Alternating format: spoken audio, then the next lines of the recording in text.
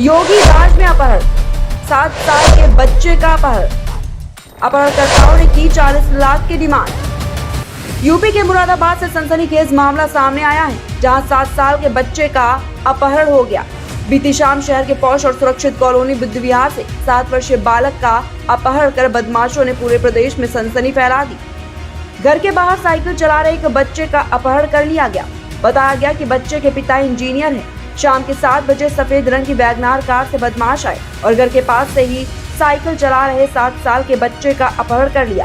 साथ में खेल रही बच्ची ने जब इसकी जानकारी दी तो परिवार में चीख पुकार मच गई।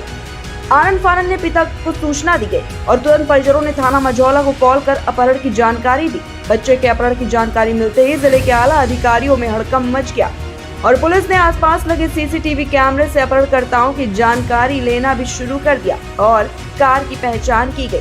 पुलिस जांच के दौरान इस प्रदीप गुप्ता बच्चे के पिता के पास से बदमाशों का फोन आया और उन्होंने 40 लाख रुपए नहीं देने पर बच्चे की हत्या करने की धमकी दी। एसएसपी के निर्देश पर घटना को गोपनीय रखते हुए पुलिस ने शानदार रणनीति बनाई और 1 दर्जन से ज्यादा टीमें गठित करके बदमाशों की गिरफ्तारी के लिए लगाया गया। सभी थानों में अलर्ट जारी कर सफेद रंग की वैगनार कार की तलाश शुरू कर दी गई। बदमाशों के मोबाइल फोन की लोकेशन ट्रेस की गई। वहीं पुलिस पूरी रात बदमाशों की तलाश में जुटी रही।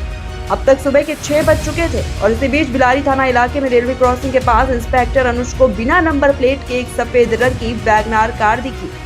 इंस्पेक्टर ने कार को रोकने का इशारा दिया, लेकिन बदमाशों ने दरोगा को ही टक्कर मार दी और कार को लेकर कच्चे रास्ते से भाग निकले।